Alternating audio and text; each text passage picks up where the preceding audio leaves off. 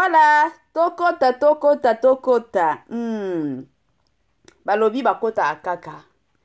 Biso na ba comédien ka boy matakita. Biso na ba comédien kaka boy bandeko nanga totika ka bato maboke te. Totika bango tolobela nani? Wana batu penza na biso. Totombola ka bango. Toya kozongisa ka bango pe na nzela ka ndenge tomesana. Na système kaka ya bien. Biso tolela na biso bato maboke. Tolela bango ba chanza ka peza ba imer na biso ba sepelisa ka biso. Yango esala ka keno chaque fois que makambo eza tokoya penza to beteli yango sete.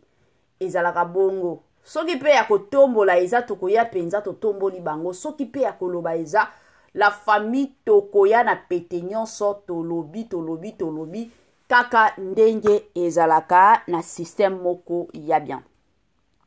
Salut chers Bouchou, salut chers abonnés, salut chers connaissances, salut surtout les amis de Étoile Lune Inès TV. J'espère que vous allez bien. Quant à moi, je suis bel et bien, super bien par la grâce de Dieu. Chers Bouchou, chers abonnés et chers connaissances, Yalelo penza na memeli bino comédien na bino na kombo ya Papa Sundiata. Ebele abatu to yebiye, ebele abatu to landa penza ndenge ajuaka. Ebele abatu to sepelaka penza makasi na ndenge achanjaka ba imer na biso. Ebele abatu penza to sepelaka na ndenge azalaka. Azalaka papa moko, azalaka na respect ya makasi. Papa moko azalaka très cool, très social na batu nyonso. Okokuta ye te keno amataki akitaki te. Ye penza azalaka na ye bien na système moko ya bien. Nini zole kabande konanga, pourquoi Étoile Inès TV lelo ake kopona kaka papa na biso Sundiata. Azui batu mosusu te mais a préféré azwa papa Sundiata. Nini zole ka la famille na système moko ya bien. Avant na kota na mo zindo penza ya makambo nyonso, avant na ya kobeta masolo kandenge na mesana nanga kobeta masolo, ekozala malamu mingi na ya nanu kosensibiliser batu nyonso ya sika. Toyebi ke chaque fois que tosalaka ba émission ya sika, bato sika pe bakotaka na chaîne na biso. Yango na ye penza kosensibiliser batu nyonso ya sika. Si c'est la toute première fois, ya kokota penza na chaîne na biso, chaîne moko kitoko, chaîne yaba analyse somo, chaîne moko yaba information pas possible. Je vous prierai surtout de vous abonner massivement. Abonnez-vous. Cliquez aussi sur la cloche de notification pour surtout recevoir les nouveautés de notre chaîne.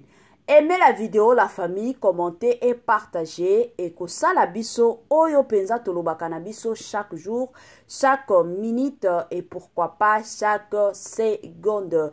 Tokos makasi.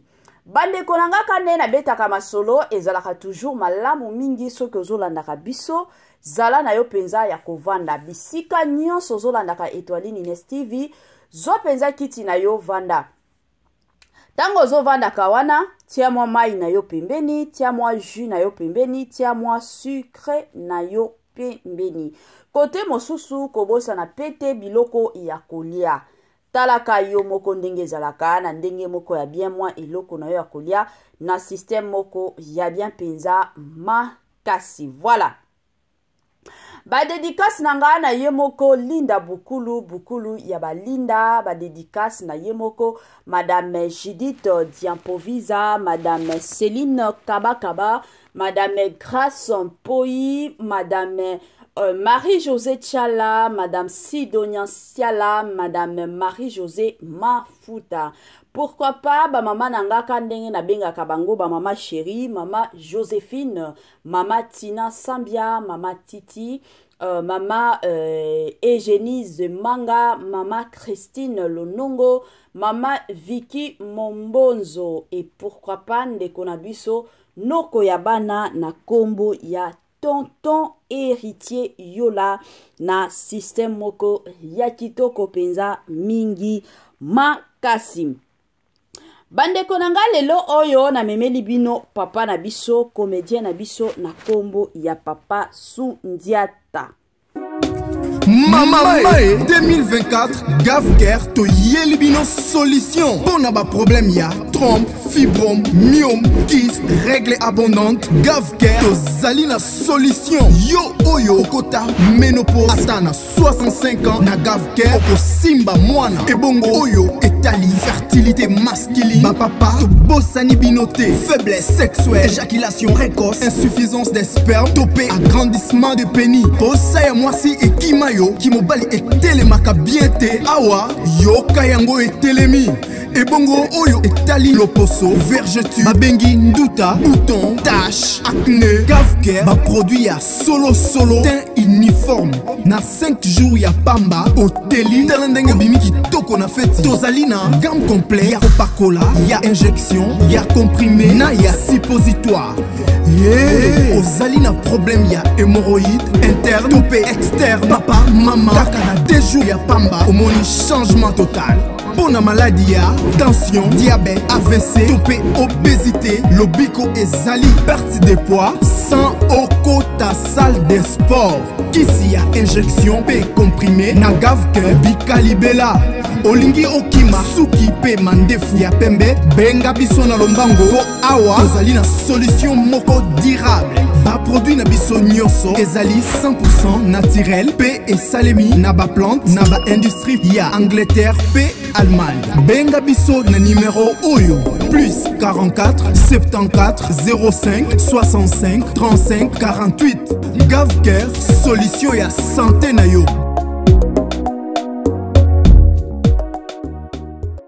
Gavker eye penza na ba solution ya kilikili. Gavker eye penza na ba solution ya kafu. Kandenge na lobaka Gavker tango ayaka kaka pona basi te, ayaka na ye pona basi, pona mibali, pona bana mike. Nini ezotungisa yo? Bibela bela nini oyo etungisaka yo penza? Ezana batu mosusu bandeko nanga batamboli ba hopito na ba hopito. Nanu bazwa solution te. Bakenda bakoko na bakoko. Bandeko nanga bazwa solution te. Bakota na bandako banganga. Solution emona na kaka te. Ya turo oyo na eko senga na bino bo benga ka Gavker. Gavker place oyo kandenge boyebi bandeko nanga na système moko ya bien solution evandi po na nzoto na bino. Na Gavker bika na yo libela na système moko ya bien. La famille lelo toye ebele ya batu tongona mariage ya ndeko na biso Papa Sundiata. Papa Sundiata bala, Papa Sundiata bala, abala poto. Jusqu'à présent, tant de personnes ba mituna hakaka. Siko libalango, Papa Sundiata azaka na Congo, mwasi azaka na poto. Eza libala ya ndenge nini? Pourquoi lelo papa na biso Sundiata akenda poto te? Libalango ezala kaka to ezala kanango te. Ebele ya batu deja ba mitunaka. Ebele ya batu bandeko nanga ba benga biso pona kutuna ka ndenge ba yebi keno biso toza batu moko topesaka na biso ba information en masse. Toza ba intermédiaire. Yango batu ebele batuna biso ba mituna oyo mosusu bandeko nanga ezala kaka pasi pe mawa. La famille pa makambo mosusu mosusu na yebi te na loba nini. Ndenge toza boye tobotama na ba famille mutu na mutu abotama na famille na ye. Na ba famille oyo tobotama eza na ba makambo oyo bakoko na biso basala. Eza na ba makambo oyo bakokolo na biso basala. Eza na ba makambo mosusu bandeko nanga oyo peut-être ba parents na biso basala. O bakoti jamais koyebisaka bino. Boko ya koyeba ngo ka le jour o boko yamba Yesu. Nde ba vérité mosusu tolobaka ba veri mosusu ebimaka. Boko mi bino moko komi lobela yango wana kutu to wandaki ko sala boy makambo bando simba te parce que eza na ba makambo moko to maloba moko balobaki eza bongo. eza na bato ebele nga nalobaka toujours bakenda poto me na poto wana eske boyebi ke eza na bato mosusu balalaka libanda ka na poto bato mosusu aolala mpenza libanda eza teke aza na mbongo te aza na mbongo te mosala malonga eza te mukanda eza te me bino na mitu na bino boyebaka akeno mutu wana akenda poto mutu wana akenda poto me alalaka na ye libanda mosusu akokangisa mwa foto na ye atie na bafacebook bino wana botali baonde bazovivre na bango bien baosava nzoka alalaka na ye libanda aolalaka na ye libanda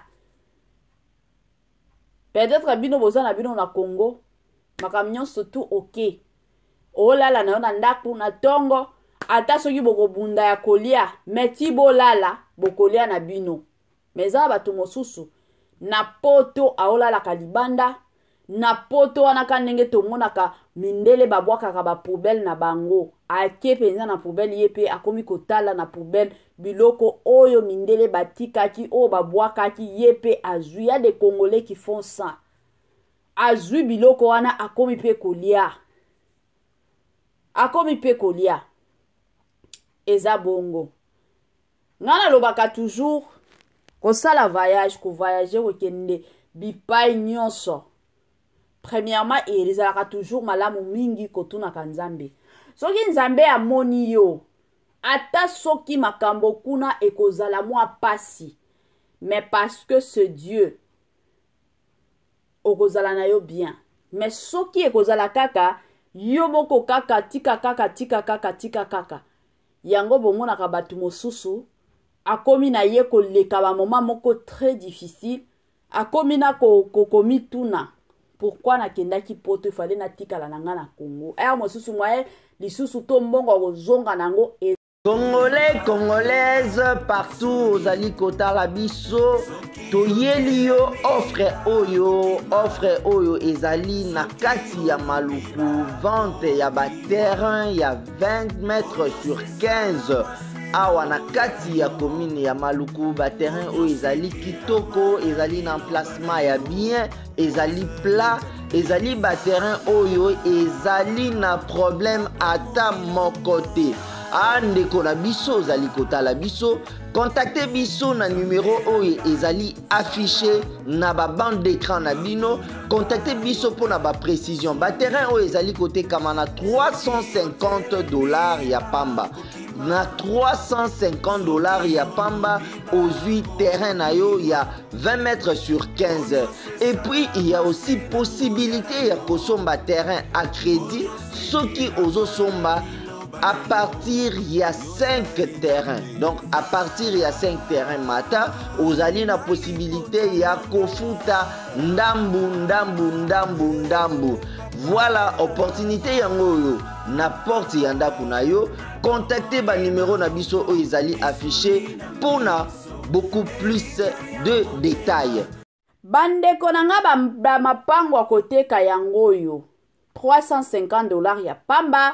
Osombeli bana na yo lupango $350 ya pamba oza na yo na lupango na yo ba mapango yango batie yango na prix moko ya kitoko biso to boy neti ngai na boy nanga mutu akola azala soki na ba 50 ans papa na mama lelo baye kokufa batikala bana na bango eloko te $350 ya pamba osombi na yo lopango okomi na yo kotongisa malembe ata soki kozwa yo 3 ans l'essentiel oyebi keno eza lopango na yo ozotongela bana na yo bandeko na nga na système moko ya bien batu o baoteka mapango baza batu moko bazalaka très sérieux ba mapango wana ka ndenge bomona eza ba mapango ya sûr nga na koki jamais kozwa biloko natia na chaîne na nga keno eza miibi eza boye te donc nazwaka batu moko baza sûr ba témoignage moko eza nango matakita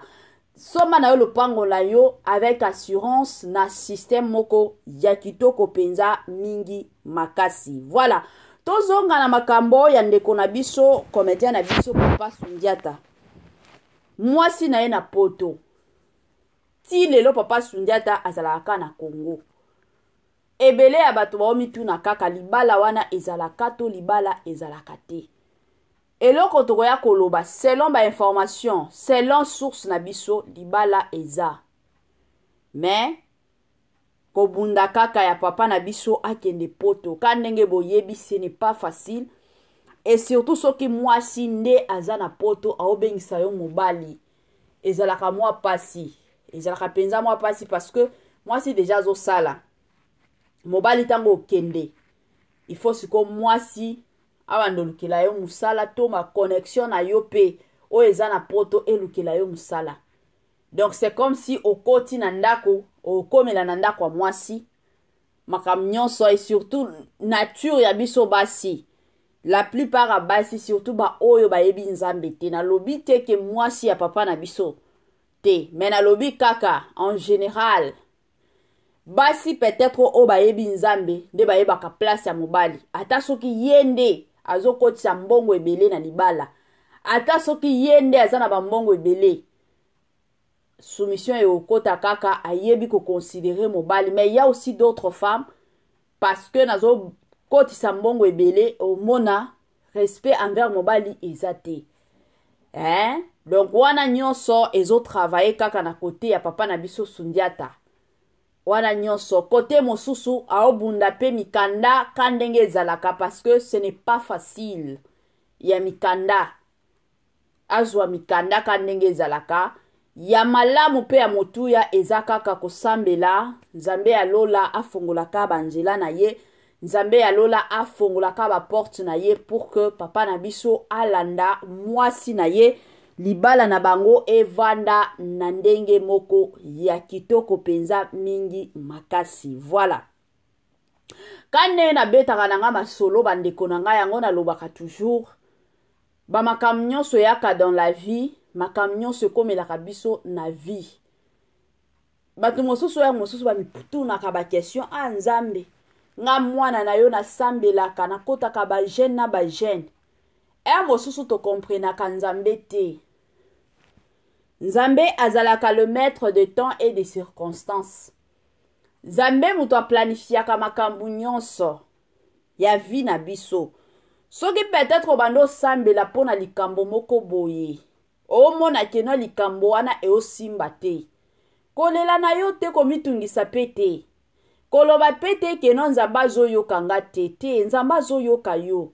Mais azozela ngonga na ye parce que ta ya nzambe ezalaka toujours spécial.